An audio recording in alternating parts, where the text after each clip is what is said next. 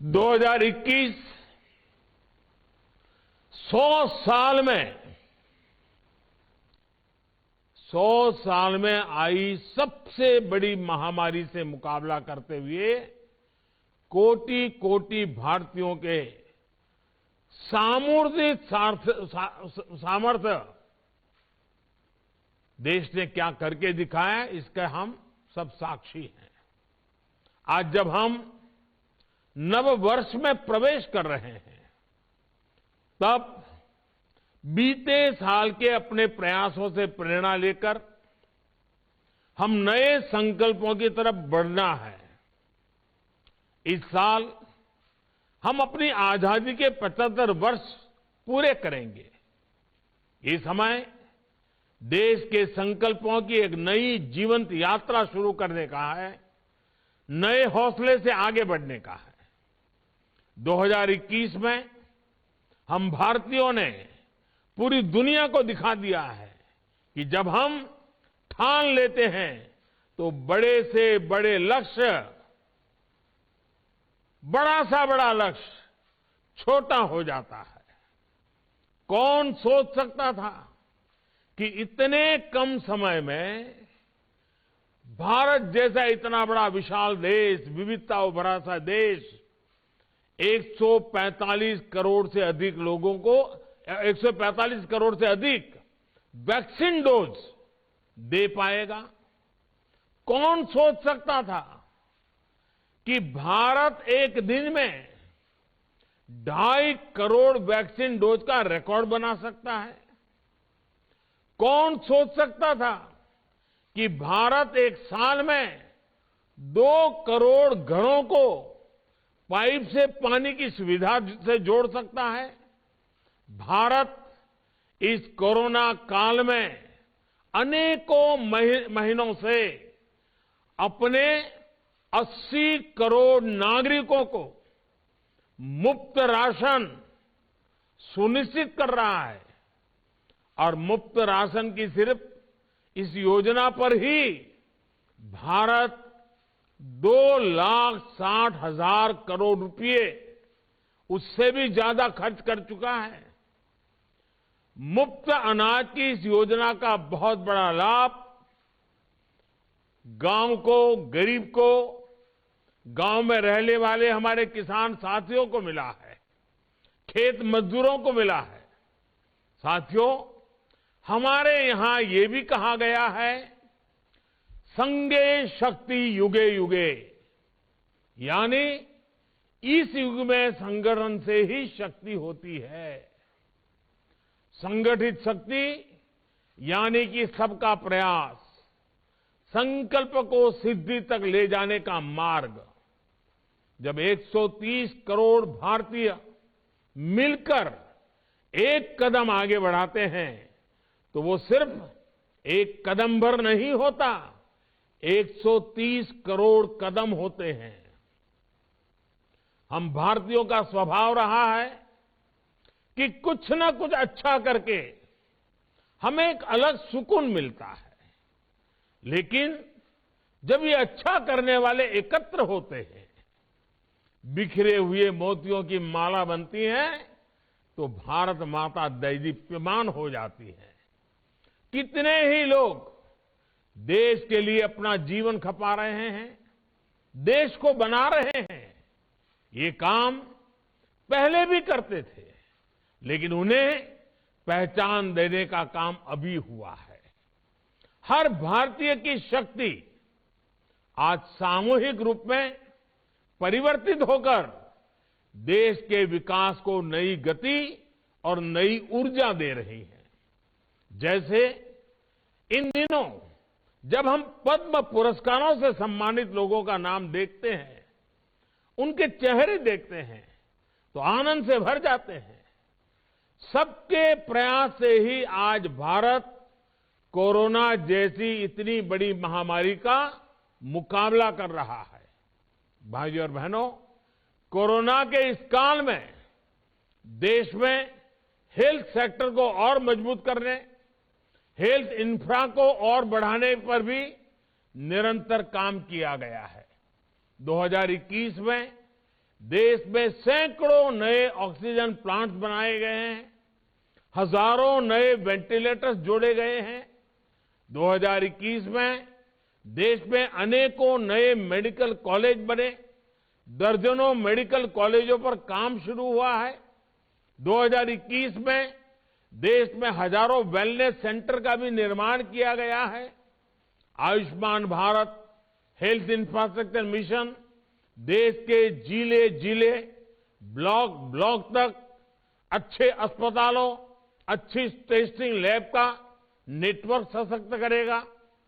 Digital India को नई ताकत देते हुए Ayushman Bharat digital health mission देश में स्वास्थ्य सुविधाओं को और सुलभ और प्रभावी बनाएगा।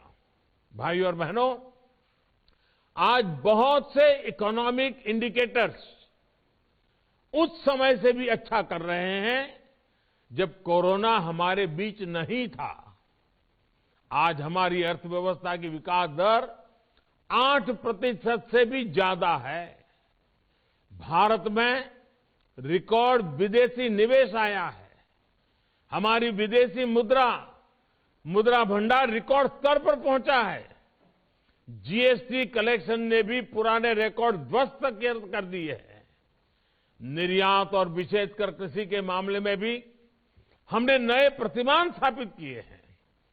साथियों, आज हमारा देश अपनी विविधता और विशालता के अनुरूप ही हर क्षेत्र में विकास के भी विशाल कीर्तिमान बना रहा है।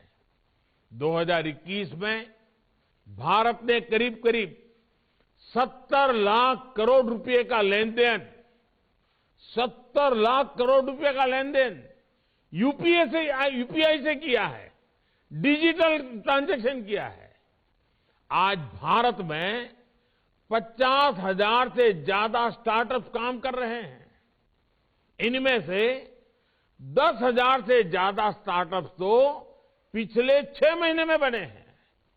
2021 में भारत के नौजवानों ने कोरोना के इस कालखंड में भी 42 यूनिकॉर्न बनाकर एक नया इतिहास रच दिया है। मैं अपने किसान भाई बहनों को बताना चाहता हूं कि एक यूनिकॉर्न ये करीब करीब 7,000 करोड़ रुपए से भी अधिक मूल्य का स्टार्टअप है। इतने कम समय में इतनी प्रगति आज भारत के नौजवान की सफलता की नई गाथा लिख रही है। और साथियों, आज जहां भारत एक और अपना स्टार्टअप इकोसिस्टम मजबूत कर रहा है, तो वहीं दूसरी ओर अपनी संस्कृति को भी उतनी ही गर्व से सशक्त कर रहा है। काशी विश्वनाथ धाम सुंदरीकरण परियोजना से लेकर केदारनाथ धाम की विकास परियोजनाओं तक, आदि शंकराचार्य की समाधि के पुनर्निर्माण से लेकर मां अन्नपूर्णा की प्रतिमा समेत भारत से चोरी हुई सैकड़ों मूर्तियों को वापस लाने तक, अयोध्या में राम मंदिर के निर्माण से लेकर धौलावीरा और दुर्गा पूजा उत्सव को वर्ल्ड हेरिटेज का दर्जा मिलने तक भारत के पास इतना कुछ है। देश के प्रति पूरी दुनिया का आकर्षण है। और अब जब हम अपनी धरोहरों को मजबूत करने में लगे हैं, तो निश्चित तौर पर टूरिज्म भी बढ़ेगा और तीर्थाटन भी बढ़ेगा। साथियों, भारत अपने युवाओं के लिए, अपने देश की महिलाओं के लिए आज अभूतपूर्व कदम उठा रहा है। 2021 में भारत ने अपने सैनिक स्कूलों को बेटियों के लिए खोल दिया। 2021 में भारत ने नेशनल डिफेंस एकेडमी के द्वारा भी महिलाओं को, उसके द्वार भी महिलाओं के लिए खोल दिए। 2021 में भारत ने बेटियों की शादी की उम्र को 18 से बढ़ाकर 21 साल यानी बेटों के बराबर करने का भी प्रयास शुरू कर दिया। आज भारत में पहली बार पीएम आवास योजना की वजह से करीब करीब 2 करोड़ महिलाओं को घर पर उनका मालिकाना हक भी मिला है। हमारे किसान भाई बहन, हमारे गांव के साथी समझ सकते हैं कि कितना बड़ा काम हुआ है। साथियों, 2021 में हमने भारतीय खिलाड़ियों में एक नया आत्मविश्वास भी देखा है। भारत में खेलों के प्रति आकर्षण बढ़ा है। एक नए युग की शुरुआत हुई है। हम में से हर कोई खुश था जब भारत ने टोक्यो ओलंपिक में इतने मेडल जीते। हम में हर कोई गर्व से भरा था जब हमारे दिव्यांग खिलाड़ियों ने पैरालंपिक में इतिहास रच दिया। पैरालंपिक के इतिहास में भारत ने अब तक जितने मेडल जीते थे, उससे ज्यादा मेडल हमारे दिव्यांग खिलाड़ियों ने पिछले पैरालंपिक में जीतकर दिखाए हैं। भारत आज अपने स्पोर्ट्स पर्सन्स और स्पोर्टिंग इंफ्रास्ट्रक्चर पर जितना निवेश कर रहा है, उतना पहले कभी नहीं किया गया। कल ही मैं मेरठ में एक स्पोर्ट्स यूनिवर्सिटी की शिलान्यास करने भी जा रहा हूं।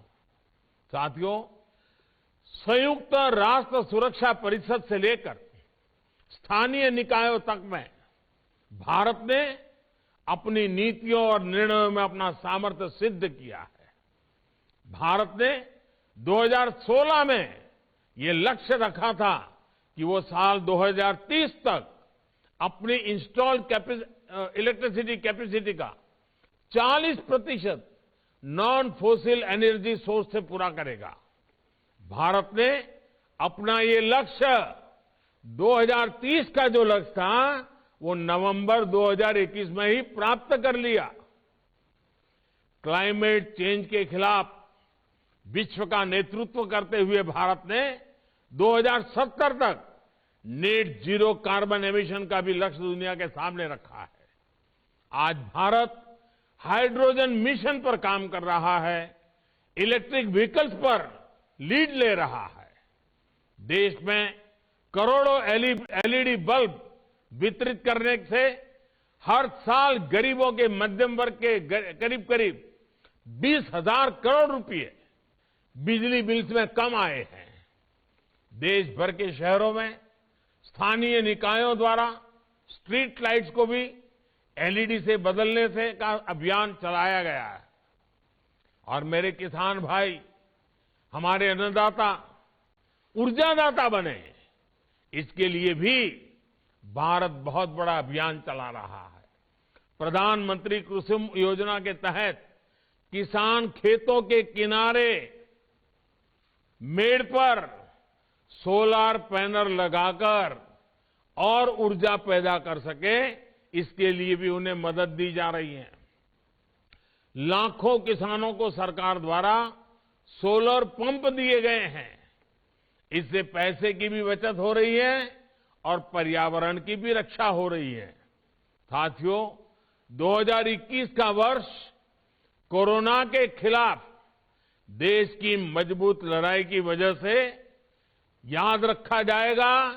तो इस दौरान भारत ने जो रिफॉर्म्स किए हैं, उनकी भी चर्चा अवश्य होगी।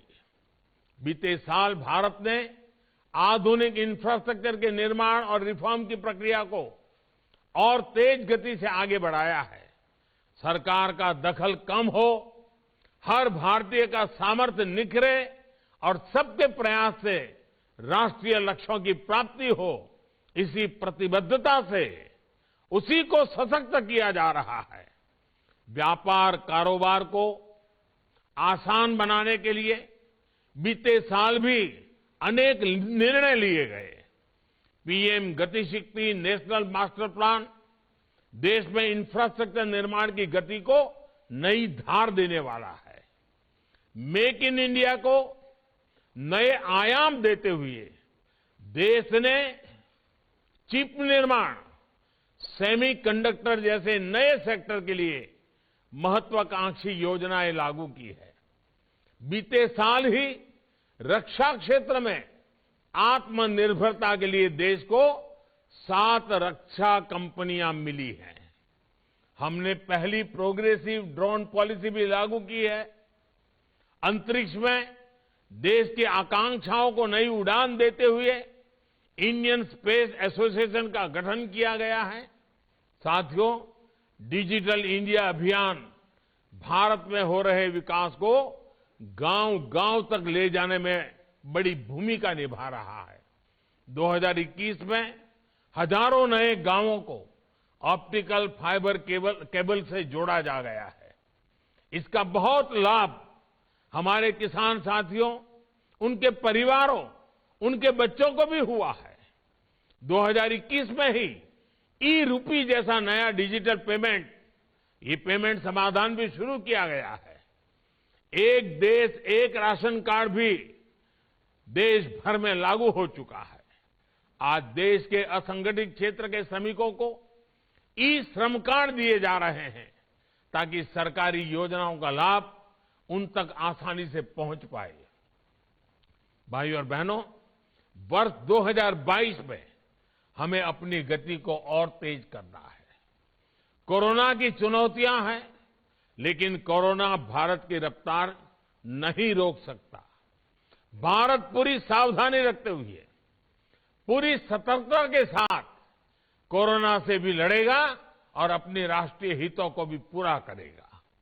हमारे यहां कहा गया है, जही ही भीतिम भज भज शक्तिम विदेही राष्ट्रे तथा अनुरिक्तम कुरु कुरु सततम ध्येय स्मरणम सदैव पुरतो निधेहि चरणम। यानी डर, भय, आशंकाओं को छोड़कर हमें शक्ति और सामर्थ्य को याद करना है। देश प्रेम की भावना सर्वोपरि रखनी है। हमें अपने लक्ष्यों को याद रखते हुए लगातार लक्ष्य की ओर कदम बढ़ाना है। राष्ट्र प्रथम की भावना के साथ राष्ट्र के लिए निरंतर प्रयास आज हर भारतीय का मनोभाव बना रहा है और इसलिए ही आज हमारे प्रयासों में एकजुटता है, हमारे संकल्पों में सिद्धि की अधीरता है। आज हमारी नीतियों में निरंतरता है और निर्णयों में दूरदर्शिता है। देश के अन्नदाता को समर्पित आज का ये कार्यक्रम इसी का एक उदाहरण है। पीएम किसान सम्मान निधि भारत के किसानों का बहुत बड़ा संबल बनी है। हर बार, हर किस्त समय से, हर साल हजारों करोड़ रुपए का ट्रांसफर बिना किसी बिचौलिए के, बिना किसी कमीशन के। पहले कोई कल्पना भी नहीं कर सकता था कि भारत में ऐसा भी हो सकता है। आज की राशि को मिला दें तो किसान सम्मान निधि के तहत किसानों के खाते में 1,80,000 करोड़ रुपए से ज्यादा ट्रांसफर हो चुके हैं। आज उनके छोटे छोटे खर्चों के लिए ये किसान सम्मान निधि बहुत काम आ रही है। छोटे किसान इस राशि में से अच्छी क्वालिटी के बीज खरीद रहे हैं, अच्छी खाद और उपकरणों का इस्तेमाल कर रहे हैं। साथियों, देश के छोटे किसानों के बढ़ते हुए सामर्थ्य को संगठित रूप देने में हमारे किसान उत्पाद संगठनों एफपीओ की बड़ी भूमिका है। जो छोटा किसान पहले अलग थलग रहता था, उसके पास अब एफपीओ के रूप में 5 बड़ी शक्तियां हैं। पहली शक्ति है बेहतर बार्गेनिंग, यानी कि मोलभाव की शक्ति। आप सब जानते हैं कि जब आप अकेले खेती करते हैं तो क्या होता है, आप बीज से लेकर खाद तक सब खरीदते तो फुटकर में हैं, लेकिन बेचते थोक में हैं। इससे लागत ज्यादा बढ़ती है और मुनाफा कम होता है। लेकिन एफपीओ के जरिए ये अब तस्वीर बदल रही है। एफपीओ के माध्यम से अब खेती के लिए जरूरी चीजें किसान थोक में खरीदते हैं और रिटेल में बेचते हैं। एफपीओ से जो दूसरी शक्ति किसानों को मिली है वो है बड़े स्तर पर व्यापार की। एक एफपीओ के रूप में किसान संगठित होकर काम करते हैं, लिहाजा उनके लिए संभावनाएं भी बड़ी होती है। तीसरी ताकत है इनोवेशन की। एक साथ कई किसान मिलते हैं तो उनके अनुभव भी साथ में जुड़ते हैं, जानकारी बढ़ती है, नए नए इनोवेशन के लिए रास्ता खुलता है। एफपीओ में चौथी शक्ति है रिस्क मैनेजमेंट की। एक साथ मिलकर आप चुनौतियों का बेहतर आकलन भी कर सकते हैं, उससे निपटने के रास्ते भी बना सकते हैं। और पांचवी शक्ति है बाजार के हिसाब से बदलने की क्षमता। बाजार और बाजार की डिमांड तो लगातार बदलती रहती है, लेकिन छोटे किसानों को या तो उसकी जानकारी नहीं मिलती या फिर वो बदलाव के लिए संसाधन नहीं जुटाता पाता। कभी सारे लोग एक ही फसल बो देते हैं और बाद में पता चलता है कि उसकी डिमांड ही कम हो गई।